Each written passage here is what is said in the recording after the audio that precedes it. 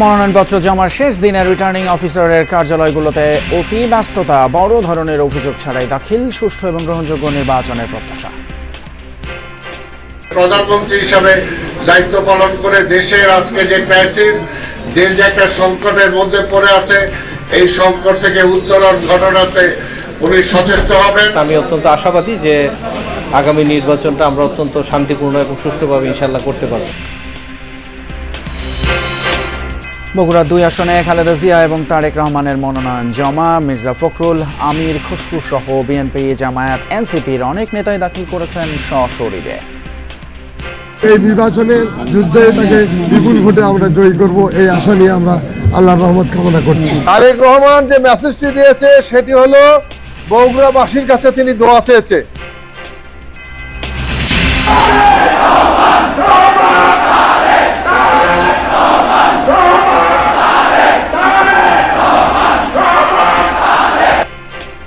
এবারে নয়াপল্টন কার্যালয়ে গেলেন তারেক রহমান। দেশ গঠনে যার যার অবস্থান থেকে এগিয়ে আসার আহ্বান। রাতে মা খালেদা জিয়াকে দেখতে এভারকেয়ার হাসপাতালে। এনসিপিতে যোগ দিলেন সাবেক উপদেষ্টা আসিফ মাহমুদ। ভোটে অংশ না নিয়ে দায়িত্ব পালন করবেন দলের নির্বাচন পরিচালনা কমিটির প্রধান এবং মুখপাত্র হিসেবে। আরও অসংখ্য সংখ্যায় সংসদে যাওয়ার ক্ষেত্রে যদি আমি অবদান রাখতে পারি, আমার দায়িত্ব যথাযথভাবে পালন করতে পারি, তাহলে এর থেকে বড় সাফল্য আর কিছু হতে পারে না। আমাদের 47টা সাবমিট হয়েছে, এটা আমাদের আসন সমঝোতা এখনো চূড়ান্ত হয়নি, সেটা আমরা কিছুটা বাড়িয়েই সাবমিট করেছি।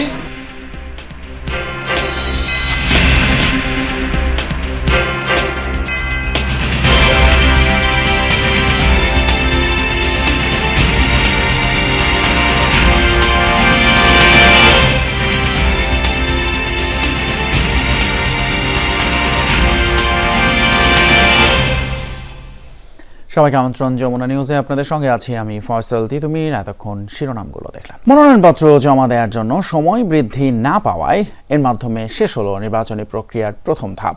ঢাকা বিভাগীয় কমিশনারের কার্যালয়ের অন্তর্ভুক্ত 13টি আসনে 174টি মনোনয়নপত্র জমা পড়েছে, যেখানে মনোনয়নপত্র তোলা হয়েছিল 253টি।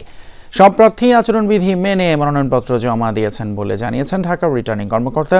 তবে শেষ মুহূর্তে যারা জমা দিতে পারেননি তাদেরকে রিটার্নিং কর্মকর্তার সঙ্গে যোগাযোগ রাখতে বলা হয়েছে। সময় আর বাড়ছে না। ত্রয়োদশ জাতীয় সংসদ নির্বাচনে মনোনয়নপত্র জমা দেওয়ার সময় শেষ হয় সোমবার বিকেল 5টায়। ঢাকা বিভাগীয় কমিশনারের কার্যালয়ে সকাল থেকেই হাড় কাঁপানো ঠান্ডা উপেক্ষা করে মনোনয়নপত্র জমা দিতে আসেন প্রার্থী, কর্মী, সমর্থকরা। সকালে ঢাকা 17 আসন থেকে বিএনপির ভারপ্রাপ্ত চেয়ারম্যান তারেক রহমানের মনোনয়নপত্র জমা দেন বিএনপির চেয়ারপারসনের উপদেষ্টা আব্দুস সালাম। বলেন, ভবিষ্যতে সরকার প্রধান হিসেবে দেশের সংকট নিরসনে কাজ করবেন তারেক রহমান। সরকার প্রধান হিসাবে, প্রধানমন্ত্রী হিসাবে দায়িত্ব পালন করে দেশের আজকে যে ক্রাইসিস, দেশ যে একটা সংকটের মধ্যে পড়ে আছে, এই সংকট থেকে উত্তরণ ঘটনাতে উনি সচেষ্ট হবেন। তীব্র শীত উপেক্ষা করেই সকালে মনোনয়নপত্র জমা দিতে আসেন ঢাকা 14 আসনের জামায়াতে ইসলামীর প্রার্থী ব্যারিস্টার আরমান। সুষ্ঠু ও গ্রহণযোগ্য নির্বাচনের প্রত্যাশা ব্যক্ত করেন তিনি। এখানে আমরা কোনো ধরনের সংখ্যা দেখছি না। আমাদের আত্মবিশ্বাস যে একটি শান্তিপূর্ণ, গ্রহণযোগ্য এবং অংশগ্রহণমূলক একটি নির্বাচন ঢাকা 14 প্রতিটি কেন্দ্র হবে। বিএনপির সঙ্গে জোটবদ্ধ হয়ে ঢাকা 12 আসন থেকে নির্বাচন করেছেন বিপ্লবী ওয়ার্কার্স পার্টির সাইফুল হক। মনোনয়নপত্র জমা দিয়েছেন তিনিও। এদিকে মনোনয়ন জমা দিতে এসে জামায়াতের সঙ্গে জোট এবং এ নিয়ে দলের মধ্যকার ভাঙন নিয়ে কথা বলেন এনসিপির মুখ্য সমন্বয়ক নাসির উদ্দিন পাটোয়ারি। বলেন, জোট নিয়ে দ্বিমত থাকতেই পারে, তবে এটি কোনো আদর্শিক জোট নয়। বিকেলে ঢাকা 11 আসনে এনসিপি আহ্বায়ক নাহিদ ইসলামের পক্ষ থেকেও মনোনয়ন জমা দেন সমর্থকরা। এছাড়া সারাদিনই বিভিন্ন দলের ও স্বতন্ত্র প্রার্থীরা মনোনয়ন জমা দেন। এসব প্রার্থীরা যথাযথ আচরণবিধি মেনেই মনোনয়ন জমা দিচ্ছেন বলে জানিয়েছেন বিভাগীয় কমিশনার। জুনিয়র সিনিয়রদের মধ্যে অনেকে চেয়ার ছেড়ে দিয়ে বসার ব্যবস্থা করে দেয় এবং তাদের মধ্যে যে হৃদ্যতাপূর্ণ যে সম্পর্ক, যেভাবে তারা একে অপরকে কুশলাদি বিনিময় করেছেন, আমি অত্যন্ত আশাবাদী যে আগামী নির্বাচনটা আমরা অত্যন্ত শান্তিপূর্ণ এবং সুষ্ঠুভাবে ইনশাল্লাহ করতে পারব। মনোনয়ন জমা দিতে শেষ ঘণ্টায় প্রার্থীদের মধ্যে ছিল বাড়তি ব্যস্ততা। যাচাই বাছাই ও সব প্রক্রিয়া শেষে চূড়ান্ত প্রার্থী তালিকা ঘোষণা করা হবে 21 জানুয়ারি। এরপর প্রচারণা শুরু 22 তারিখ থেকে। সুমাইয়া ঐশী, যমুনা নিউজ, ঢাকা। নির্বাচন কমিশনে মনোনয়নপত্র দাখিলের শেষ দিনে উৎসবমুখর পরিবেশে তা দাখিল করেছেন প্রার্থীরা। নির্বাচনের পরিবেশ সুষ্ঠু, শান্তিপূর্ণ এবং লেভেল প্লেইং ফিল্ড নিশ্চিতে সরকার এবং ইসিকে সর্বোচ্চ ক্ষমতা প্রয়োগের আহ্বান জানান তারা। বলেন, বিরোধী প্রার্থী যেই হন না কেন ভোটে সুস্থ প্রতিদ্বন্দ্বিতা হবে। প্রার্থীদের আচরণবিধি মেনে চলার আহ্বান জানিয়েছেন রিটার্নিং কর্মকর্তা। শেষ দিনে উৎসবমুখর পরিবেশে নিজেদের মনোনয়নপত্র জমা দিয়েছেন বিভিন্ন দলের প্রার্থীরা। সকাল থেকে নির্বাচন কমিশন কার্যালয় ও জেলা প্রশাসকের কার্যালয়ে ছিল প্রার্থীদের ভিড়। ঢাকা 1, 2, 3, 19 ও 20 এই 5 আসনের প্রার্থীরা জেলা প্রশাসকের কার্যালয়ে 44 জন মনোনয়নপত্র দাখিল করেন। ঢাকা 13 ও ঢাকা 15 আসনের প্রার্থীরা নির্বাচন প্রশিক্ষণ ইনস্টিটিউটে আঞ্চলিক নির্বাচন কর্মকর্তার কাছে মনোনয়নপত্র দাখিল করেন। অনেকে শেষ দিনেও নিয়েছেন মনোনয়নপত্র। এদিন নির্বাচন কমিশন কার্যালয়ে ঢাকা 15 আসনে জামায়াতের আমির ডাক্তার শফিকুর রহমানের পক্ষে মনোনয়ন জমা দেন দলটির সহকারী সেক্রেটারি জেনারেল এহসানুল মাহবুব জুবায়ের। ঢাকা 13 আসনে লড়তে মনোনয়নপত্র জমা দেন এনডিএম ছেড়ে বিএনপিতে যোগ দেয়া ববি হাজ্জাজ। অন্যদিকে একই আসনে শরিক দল খেলাফতে মজলিসের মামুনুল হকের জন্য মনোনয়নপত্র জমা দেয়নি জামায়াতে ইসলামী ও এনসিপি। ঢাকা 1 থেকে 3 আসনের বেশিরভাগ প্রার্থী সহকারী রিটার্নিং কর্মকর্তার কাছে মনোনয়ন দাখিল করেন। শরিক দলগুলোর জন্য বেশ কিছু আসনে মনোনয়ন জমা দেয়নি বিএনপি, জামায়াতে ইসলামী। দলগুলোর পক্ষ থেকে জানানো হয়েছে, রাজনৈতিক পরিস্থিতি ও নির্বাচনী পরিবেশ বিবেচনায় তারা এই সিদ্ধান্ত নিয়েছে। ষড়যন্ত্র প্রচেষ্টা হয়েছে, যেখানে আরপিওতে নিশিরাতের ভিতরে হঠাৎ করে বদল আনা হয়েছে, যার জন্য আমরা এক মার্কায় জোটে সবাই যেতে পারবো না। তো সেটা মোকাবেলা করবার জন্য এগেন স্ট্র্যাটেজিক মানে কৌশলগত কারণে আমরা নির্বাচনী মার্কা ধানের শীষ নিয়ে নির্বাচনে যাচ্ছি। ট্রেন যেহেতু যাত্রা শুরু করছে, যথাসময় নির্বাচন হবে আমরা আশাবাদী, কিন্তু সারা বাংলাদেশের জনগণই নিরাপত্তা হুমকিতে রয়েছে। আমরা প্রার্থী যারা রয়েছি আমরা এটা নিয়ে উদ্বিগ্ন। আশা করব সরকারের লেভেল প্লেইং ফিল্ড অতি দ্রুত আমাদের সামনে দৃশ্যমান করবেন। ইনক্লুসিভ বাংলাদেশ গড়ার যে প্রত্যয় ডাক্তার শফিকুর রহমান ব্যক্ত করেছেন, সেক্ষেত্রে আমরা ঢাকা 15 আসনে বিজয় লাভ করে আমরা সেটা বাস্তবায়ন করার ক্ষেত্রে এগিয়ে যাবো ইনশাআল্লাহ। সময় আছে, সব মিলে 42-43 দিনের মতো সময় আছে। এই সময়ের মধ্যে যাতে একটি সুষ্ঠু সুন্দর নির্বাচন অনুষ্ঠানের জন্য সম্ভাব্য সর্বোত্তম পদক্ষেপগুলো গ্রহণ করেন সরকার এবং নির্বাচন কমিশন, আমরা সে আহ্বান জানাচ্ছি। রিটার্নিং কর্মকর্তা জানান, নিয়ম অনুযায়ী সব প্রক্রিয়া সম্পন্ন করা হয়েছে। ভোট গ্রহণের দিন শান্তিপূর্ণ পরিবেশ নিশ্চিত করতে প্রয়োজনীয় প্রস্তুতি নেওয়া হয়েছে।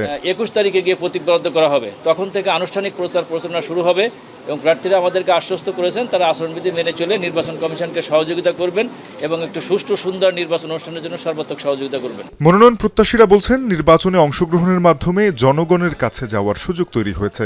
তবে সুষ্ঠু ও গ্রহণযোগ্য নির্বাচন নিশ্চিত করতে লেভেল প্লেইং ফিল্ড নিশ্চিত করার আহ্বান জানিয়েছেন প্রার্থীরা। তাদের দাবি, প্রশাসন ও আইন শৃঙ্খলা বাহিনীকে নিরপেক্ষ থাকতে হবে। যদি আমরা নির্বাচনে লিডিং ফিল্ড পাই, যদি আমরা প্রশাসনিকভাবে ঠিকভাবে সবকিছু সহযোগিতা পাই, আমরা ইনশাআল্লাহ নির্বাচন করব। সরকারের ভূমিকা, নিরাপত্তা বাহিনীর ভূমিকা এবং রাজনৈতিক দল, বড় দল ছোট দল যারাই আছেন, সমস্ত রাজনৈতিক দলগুলোর সদিচ্ছাও একটা বড় ব্যাপার। আমার সিকিউরিটি আমার জনগণ, আমার সিকিউরিটি আমি নিজে, উপরে রব্বুল আলামিন। আমি জনগণের কাছে বহুত আগে থেকে যাওয়ার চেষ্টা করছি। ঢাকা জেলা প্রশাসক ও রিটার্নিং কর্মকর্তা চ্যালেঞ্জ সত্ত্বেও ভোট গ্রহণ পর্যন্ত লেভেল প্লেইং ফিল্ড ধরে রাখার অঙ্গীকার জানান। অনেকগুলো কাজের সমন্বয়ে কিন্তু একটু ভালো ইলেকশন হয়, তো এই কাজগুলো আমরা করতে পারবো, এই কনফিডেন্স আমাদের আছে এবং আমরা সেই জন্যই কিন্তু প্রত্যেক দিন কাজ করে যাচ্ছি। 30 ডিসেম্বর থেকে 4 জানুয়ারি পর্যন্ত চলবে প্রার্থিতা যাচাই বাছাই। আপিল করতে পারবেন 5 থেকে 11 জানুয়ারি, আপিল নিষ্পত্তি 12 থেকে 18 জানুয়ারি। তানজিম শাফিন, যমুনা নিউজ, ঢাকা। এদিকে মনোনয়নপত্র জমা দেওয়ার নির্ধারিত সময়ের শেষ দিনে সারা দেশের রিটার্নিং এবং সহকারী রিটার্নিং কর্মকর্তার কার্যালয়ে দিনভর ছিল প্রার্থী ও কর্মী সমর্থকদের ভিড়। উৎসবমুখর পরিবেশে মনোনয়ন জমা দেন তারা। বিএনপি, জামায়াত, এনসিপি সহ বিভিন্ন দলের হেভিওয়েট এবং স্বতন্ত্র প্রার্থীরাও সোমবার মনোনয়নপত্র জমা দিয়েছেন। মনোনয়নপত্র জমা দেওয়ার শেষ দিনে সারা দেশের রিটার্নিং কর্মকর্তাদের কার্যালয়ে প্রার্থী ও নেতাকর্মীদের ভিড়। বগুড়া 7 আসনে খালেদা জিয়ার পক্ষে মনোনয়ন ফর্ম জমা দেন বিএনপি চেয়ারপারসনের উপদেষ্টা হেলালুজ্জামান তালুকদার লালু সহ নেতাকর্মীরা। বগুড়া 6 আসনে তারেক রহমানের পক্ষে মনোনয়নপত্র দাখিল করেন জেলা বিএনপির সভাপতি। ফেনী 1 আসনে খালেদা জিয়ার পক্ষে মনোনয়নপত্র জমা দেন বিএনপির vice chairman Abdul Awal Mintu. BNP মহাসচিব মির্জা ফখরুল ইসলাম আলমগীর ঠাকুরগাঁও 1 আসনে মনোনয়নপত্র জমা দিয়েছেন। চট্টগ্রাম 1 আসনে ফর্ম জমা দিয়েছেন বিএনপি স্থায়ী কমিটির সদস্য আমির খসরু মাহমুদ চৌধুরী। পূর্বে যেভাবে আমাকে সমর্থন দিয়েছেন এখনো সেইভাবে সমর্থন দিয়ে আমাকে ধানের শীষে ভোট দিয়ে আমাকে আপনারা জয়যুক্ত করার জন্য আমাকে সাহায্য করবেন। বাংলাদেশের মানুষ অধীর আগ্রহে অপেক্ষা করছে তার ভোটাধিকার প্রয়োগ করে তার নির্বাচিত প্রতিনিধির মাধ্যমে নির্বাচিত সংসদ করবে, নির্বাচিত সরকার করবে। খুলনা 5 আসনে মনোনয়নপত্র জমা দিয়েছেন জামাতের সেক্রেটারি জেনারেল মিয়া গোলাম পরোয়ার। কুমিল্লা 11 আসনে ফর্ম দাখিল করেছেন দলের কেন্দ্রীয় নায়েবে আমির ডাক্তার সৈয়দ আব্দুল্লাহ মোহাম্মদ তাহের। 10 দলের নতুন বাংলাদেশ গড়ার এই অভিযাত্রায় আশা করি 18 কোটি মানুষও আমাদের এই মিছিলের সহযাত্রী হবে। এনসিপির সদস্য সচিব আক্তার হোসেন রংপুর 4 আসনের মনোনয়নপত্র জমা দেন। দলের দক্ষিণাঞ্চলের মুখ্য সংগঠক হাসনাত আব্দুল্লাহ কুমিল্লা 4 এবং উত্তরাঞ্চলের মুখ্য সংগঠক সার্জিস আলম পঞ্চগড় 1 আসনে মনোনয়নপত্র জমা দিয়েছেন। আগামীর বাংলাদেশে আমাদের এই নির্বাচনী জোট সংস্কারের জন্য লড়াই করবে। রাহিম সারোয়ার, যমুনা নিউজ। দীর্ঘ 19 বছর পর দলের নয়াপল্টন কেন্দ্রীয় কার্যালয় পরিদর্শন করলেন বিএনপির ভারপ্রাপ্ত চেয়ারম্যান তারেক রহমান। প্রিয় নেতাকে কাছে পেয়ে উপস্থিত নেতাকর্মীরা উৎসবে মাতেন। কার্যালয়ে তাকে স্বাগত জানান সিনিয়র যুগ্ম মহাসচিব রুহুল কবির রিজভী সহ বিভিন্ন পর্যায়ের নেতারা। সংক্ষিপ্ত বক্তব্যে তারেক রহমান নতুন করে দেশ গড়ার উপর জোর দেন।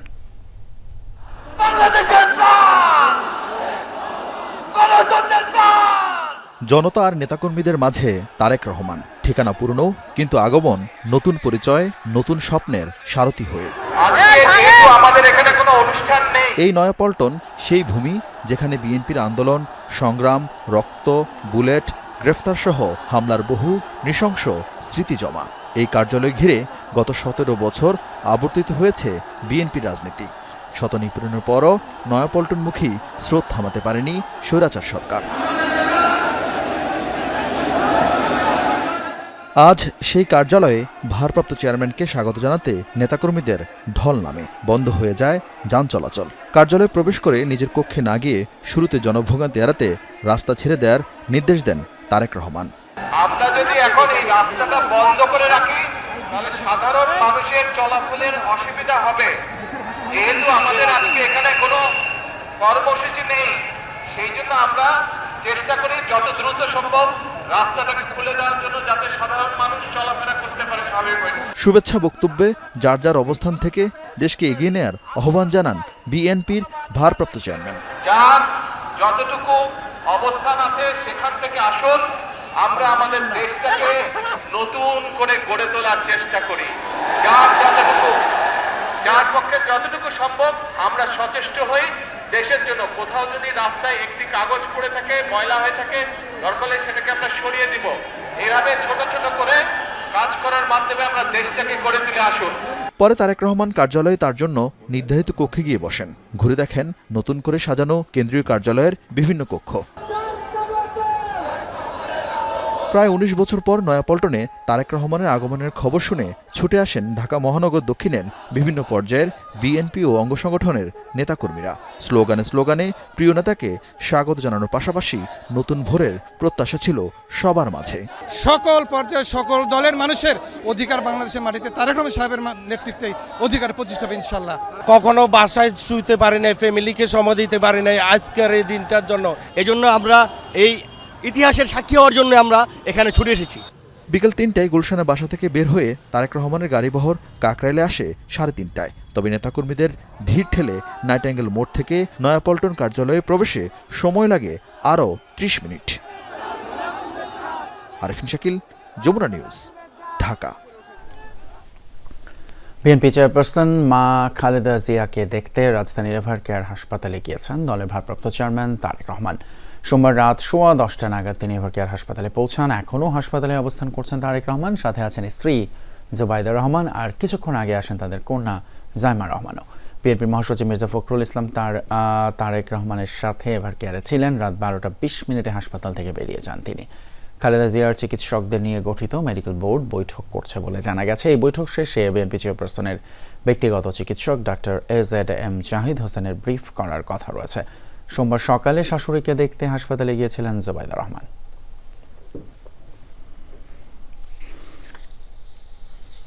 এখনও তারেক রহমান হাসপাতালের ভেতরে আছেন এবং মেডিকেল বোর্ডের বৈঠকও আসলে অনেকক্ষণ যাবৎ চলছে। কি তথ্য জানা যাচ্ছে একটু বিস্তারিত জানাবেন। এখন পর্যন্ত বৈঠকটি চলছে এমনটাই জানা গিয়েছে এবং তারেক রহমানের পাশাপাশি কিন্তু ডাক্তার জুবাইদা রহমান এবং তার মেয়ে জাইমার রহমানও ভেতরে অবস্থান করছেন। তবে দলের যে মহাসচিব মির্জা ফখরুল ইসলাম আলমগীর তিনি কিন্তু 12টা নাগাদ মানে ঘণ্টাখানেক আগে কিন্তু বের হয়ে গিয়েছেন। তবে কিছুক্ষণের মধ্যেই doctor AZM Zahid Hossain brief করবে এমনটাই জানা গিয়েছে। আসলে ছাড়া ব্রিফ করার আগ পর্যন্ত তার খালেদা জিয়ার যে শারীরিক অবস্থা সেটি আমরা আপনাদেরকে আসলে আপডেট জানাতে পারছি না। তিনি কিছুক্ষণের মধ্যেই হয়তো ব্রিফ করবেন। ব্রিফ করার পরেই পরবর্তী আপডেট আপনাদেরকে জানাতে পারবো। এছাড়াও যদি বলে রাখি যে এখানকার যে নিরাপত্তা ব্যবস্থা সেটি কিন্তু বেশ জোরদার করা হয়েছে। পুলিশ সদস্যের সংখ্যা আমি আর একটু বেশি দেখতে পাচ্ছি।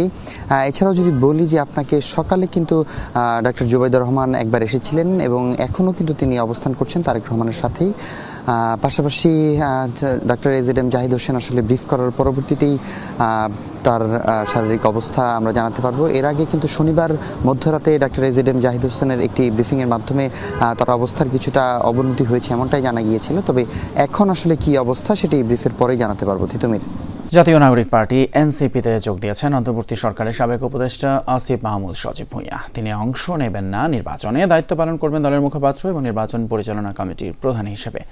সন্ধ্যায় রাজধানীর বাংলা মোটরে NCP কার্যালয়ে সংবাদ সম্মেলনে সব তথ্য জানিয়েছেন দলের আহ্বায়ক নাহিদ ইসলাম। অন্তর্বর্তী সরকারের সাবেক উপদেষ্টা আসিফ মাহমুদ সজীব ভুঁইয়া ঢাকা 10 ও কুমিল্লা 3 আসনেও সংগ্রহ করেন মনোনয়নপত্র।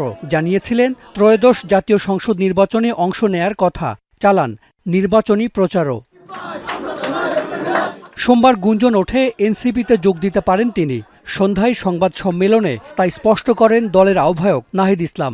জানান নির্বাচনে অংশ নেবেন না আসিফ মাহমুদ। দলের মুখপাত্র, নির্বাচন পরিচালনা কমিটির প্রধান এবং নীতি নির্ধারণী পর্ষদেও থাকবেন আসিফ। এই নির্বাচনে কর্মযোগ্য এই গুরুভার এবং আমি এই সময় সংগঠনটাকে ধরে রাখার জন্য জনাব আসিফ মাহমুদ সজীব ভুঁইয়া তিনি এবারে নির্বাচনে অংশগ্রহণ করবেন না, বরং জাতীয় নাগরিক পার্টি NCP-র মনোনীত প্রার্থী যারা রয়েছেন তারা যাতে জিতে আসতে পারে এবং সংসদে গিয়ে বাংলাদেশের মানুষের গণঅভ্যুত্থানের পক্ষের কণ্ঠস্বর হয়ে উঠতে পারে সেজন্য তিনি কাজ করবেন। সংবাদ সম্মেলনে উপস্থিত ছিলেন আসিফ মাহমুদও। ফুল দিয়ে বরণ করে নেওয়া হয় তাকে। তিনি জানান সংসদে যাওয়ার চেয়ে সহযোদ্ধাদের পাশে দাঁড়াতেই এই সিদ্ধান্ত। আমি মনে করি যে আমার একজনের সংসদে যাওয়ার থেকে আমাদের জুলাই গণঅভ্যুত্থানের সহযোদ্ধাদের আরও অসংখ্য সংখ্যায় সংসদে যাওয়ার ক্ষেত্রে যদি আমি অবদান রাখতে পারি, আমার দায়িত্ব যথাযথভাবে পালন করতে পারি, তাহলে এর থেকে বড় সাফল্য আর কিছু হতে পারে না। সংবাদ সম্মেলনে জানানো হয় NCP থেকে 47 জন মনোনয়ন ফর্ম জমা দিয়েছেন। জোটের সঙ্গে এখনো আসন সমঝোতা চূড়ান্ত হয়নি। আমাদের 47টা সাবমিট হয়েছে, এটা আমাদের আসন সমঝোতা এখনো চূড়ান্ত হয়নি, সেটা আমরা কিছুটা বাড়িয়েই সাবমিট করেছি।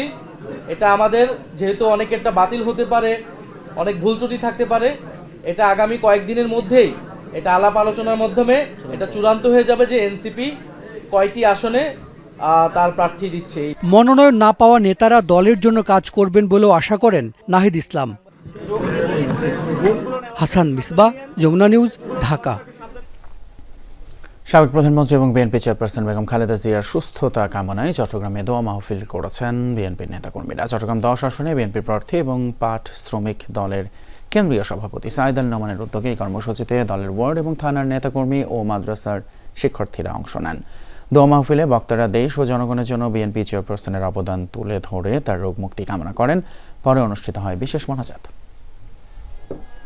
শরীফ ওসমান বিন হাদির খুনিদের গ্রেপ্তার এবং বিচারের দাবিতে রাজধানীর শাহবাগ অবরোধ করে অবস্থান কর্মসূচির আনুষ্ঠানিক সমাপ্তি ঘোষণা করেছে ইনকিলাব মঞ্চ। মঙ্গলবার অনলাইনে স্যালুটিং আওয়ার কালচারাল হিরোজ এই শিরোনামে কর্মসূচি পালন করা হবে। সোমবার বেলা 2:15 থেকে অবস্থান কর্মসূচি শুরু করে সংগঠনটি। এতে শাহবাগ মোড় বন্ধ হওয়ায় আশপাশের সব সড়কে যান চলাচল বন্ধ হয়ে যায়। পূর্ব ঘোষিত কর্মসূচি অনুযায়ী বেলা 2টা থেকে অবরোধ শুরু হওয়ার কথা থাকলেও দুপুর 12টার পর থেকেই বিক্ষোভকারীরা শাহবাগ মোড়ে আসতে শুরু করেন। তারা মোড়ের পাশের সড়কে অবস্থান নিয়ে স্লোগান দেন। সোয়া 2টার পরে শাহবাগ মোড় বন্ধ করে দেন বিক্ষোভকারীরা। এ নিয়ে টানা 4 দিন শাহবাগে কর্মসূচি পালন করল ইনকিলাব মঞ্চ। বাংলাদেশের জনগণকে এই ছিল আমাদের যমুনা নিউজের এখনকার আয়োজন। এতক্ষণ সাথে থাকার জন্য ধন্যবাদ আপনাদের সবাইকে।